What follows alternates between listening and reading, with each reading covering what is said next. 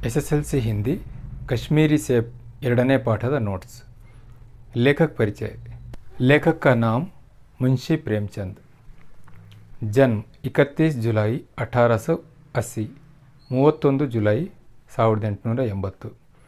स्थान वाराणसी के पास लमही नामक गांव, ವಾರಣಾಸಿಯ ಬಳಿ ಲಮಹಿ ಅನ್ನುವ ಊರಿನಲ್ಲಿ। ವಾಸ್ತವಿಕ ನಾಮ ಧನ್ಪತ್ ರಾಯ್, ಇವರ ನಿಜವಾದ ಹೆಸರು ಧನ್ಪತ್ ರಾಯ್। ಶಿಕ್ಷಾ ಮೆಟ್ರಿಕ್ ತಕ್, ಇವರು ಮೆಟ್ರಿಕ್ ತನಕ ಮಾತ್ರ ಶಿಕ್ಷಣವನ್ನು ಪಡೆದಿದ್ದರು। ಸಾಹಿತ್ಯಿಕ ವಿಶೇಷತಾ, ಇವರ ಸಾಹಿತ್ಯದ ವಿಶೇಷತೆ ಯಥಾರ್ಥವಾದಿ ಕಥಾಕಾರ, ಇವರನ್ನು ಯಥಾರ್ಥವಾದಿ ಕಥೆಗಾರರು ಅಂತ ಪರಿಗಣಿಸಲಾಗುತ್ತದೆ, ಅಂದರೆ ವಾಸ್ತವವಾದಿ ಕಥೆಗಾರರು। ಪ್ರಮುಖ ರಚನಾಯೆ, ಪ್ರಮುಖ ಕೃತಿಗಳು ಉಪನ್ಯಾಸ, ಕಾದಂಬರಿ ಗೋದಾನ್, ಸೇವಾ ಸದನ್, ಗಬನ್, ನಿರ್ಮಲಾ, ಕರ್ಮಭೂಮಿ ಆದಿ। ಪ್ರಸಿದ್ಧ ಕಹಾನಿಯ, ಇವರ ಪ್ರಸಿದ್ಧ ಕಥೆಗಳು ಬಡೇ ಘರ್ ಕಿ ಬೇಟಿ, ನಮಕ್ ಕಾ ದರೋಗ, पंच परमेश्वर, पूस की रात आदि। कहानियों का संग्रह, ಇವರ ಕಥೆಗಳ ಸಂಕಲನ ಮಾನ್ಸರೋವರ್। ಕಠಿಣ ಶಬ್ದಗಳ ಅರ್ಥ, ಅಭ್ಯಾಸದಲ್ಲಿ ಕೊಟ್ಟಿರ್ತಕ್ಕಂಥ ಶಬ್ದಗಳ ಅರ್ಥ। ಮೇವಾ ಫರೋಶ್, ಒಣಹಣ್ಣು ಅಥವಾ ತಾಜಾ ಹಣ್ಣಿನ ವ್ಯಾಪಾರಿ। ನಜರ್, ದೃಷ್ಟಿ। ನಿಮ್ ಕೌಡಿ, ಬೇವಿನ ಹಣ್ಣು। ಸ್ವಾದ್, ರುಚಿ। ಲೌಂಡಾ, ಹುಡುಗ।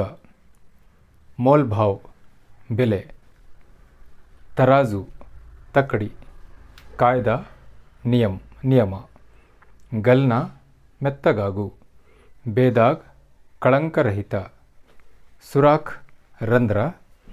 ಬೇರ್, ಬಾರೆಹಣ್ಣು। ಭಾಂಪ್ ಲೇನಾ, ಅರಿತುಕೊಳ್ಳುವುದು, ತಿಳಿದುಕೊಳ್ಳುವುದು।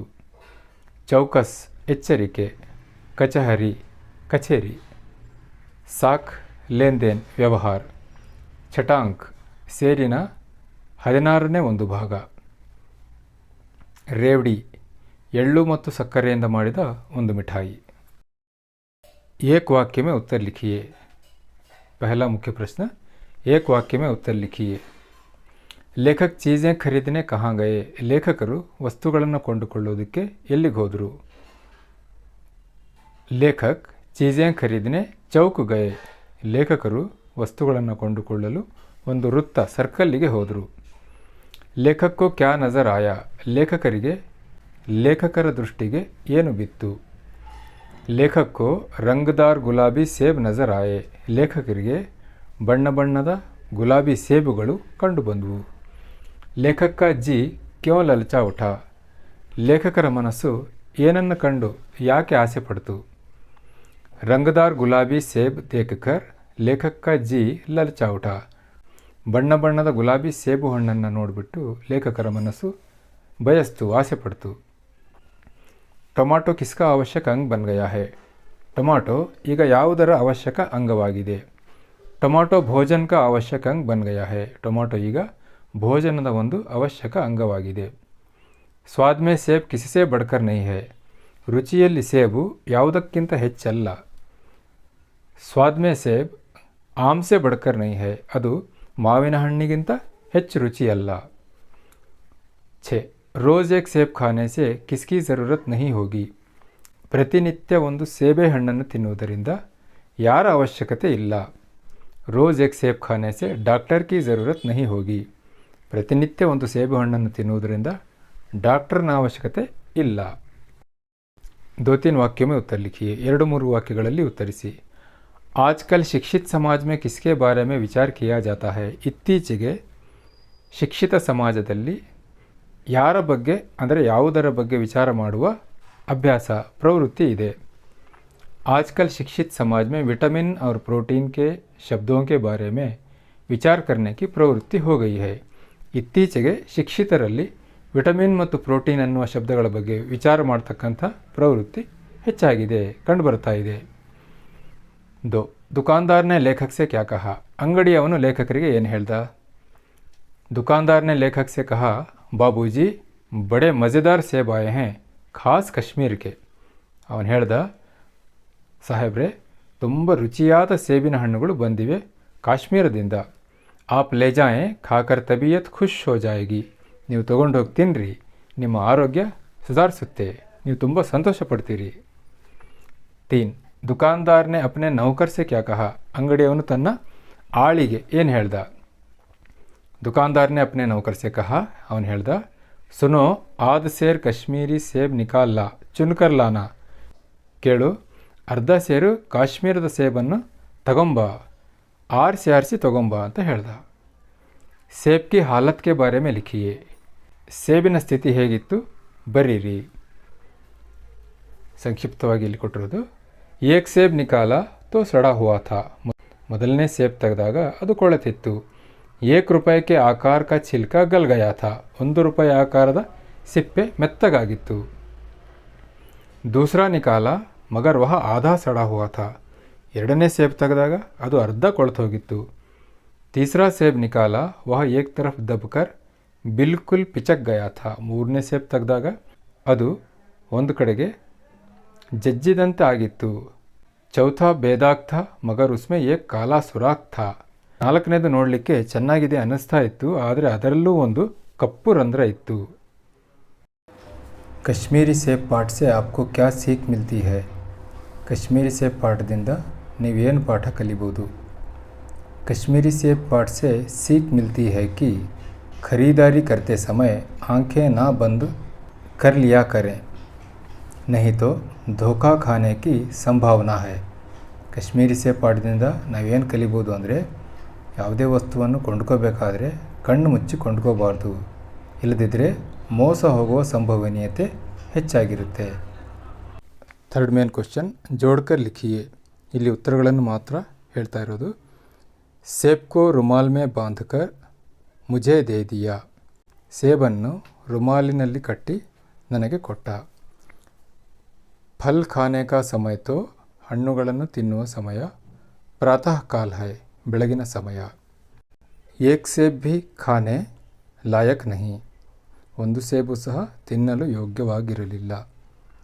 ವ್ಯಾಪಾರಿಯೋ ಕಿ ಸಾಖ್ ಬನಿ ಹುಯಿ ಥಿ. ವ್ಯಾಪಾರಿಗಳಲ್ಲಿ ವ್ಯವಹಾರ ಚೆನ್ನಾಗಿತ್ತು. ವಿಲೋಮ್ ಶಬ್ದ ಲಿಖಿಯೇ. ಶಾಮ್ ಸುಬಹ, ಸಂಜೆ ಮುಂಜಾನೆ. 2. ಖರೀದನ ಕೊಂಡುಕೊಳ್ಳುವುದು, ಬೇಚನ ಮಾರುವುದು. 3. ಬಹುತ್ ಬಹಳ, ಕಮ್ ಕಡಿಮೆ. 4. ಅಚ್ಚಾ ಬುರ, ಒಳ್ಳೆಯದು ಕೆಟ್ಟದ್ದು.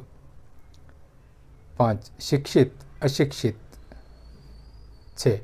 ಅವಶ್ಯಕ್ ಅನಾವಶ್ಯಕ್. 7.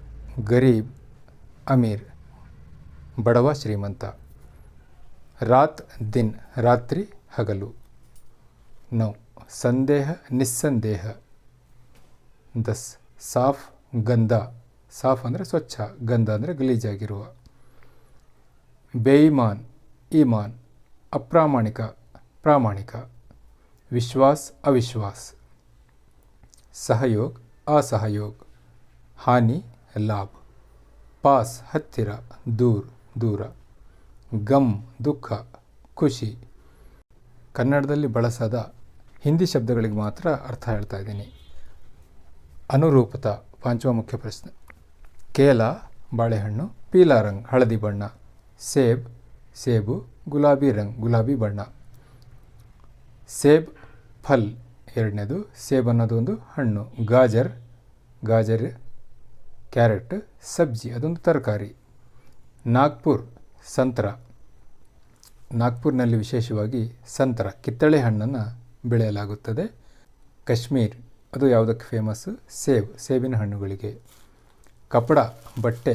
ನಾಪನ ಅಳೆಯುವುದು, ಬಟ್ಟೆಯನ್ನು ನಾವು ಅಳಿತೀವಿ. ಟೊಮಾಟೋವನ್ನು ತೌಲ್ನ ತೂಕ ಮಾಡ್ತೀವಿ. ಅನ್ಯವಚನ ಲಿಖಿಯೇ. ಚೀಸೆ ವಸ್ತುಗಳು, ವಸ್ತು. ರಾಸ್ತಾ ರಸ್ತೆ, ರಾಸ್ತೆ ರಸ್ತೆಗಳು. ಫಲ್ ಫಲ್ ಅನ್ನೋ ಶಬ್ದ ಬಹುವಚನದಲ್ಲೂ ಫಲ್ಲೆ. ಘರ್ ಘರ್ ಅಂದರೆ ಮನೆ ಅನ್ನೋ ಶಬ್ದನೂ ಹಿಂದಿಯಲ್ಲಿ ಬಹುವಚನದಲ್ಲಿ ಮತ್ತು ಏಕವಚನದಲ್ಲೂ ಸೇಮ್.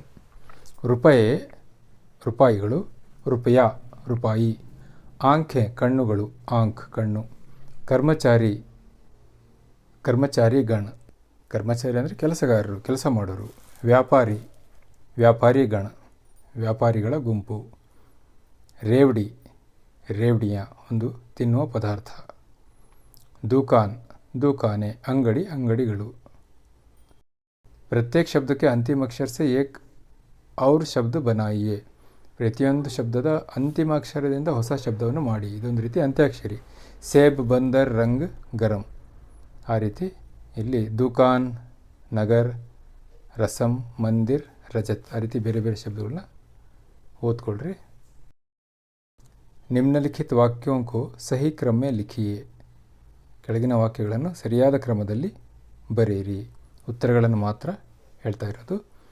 ಗಾಜರ್ भी पहले गरीबों के पेट भरने की चीज़ थी. ಎರಡನೇದು.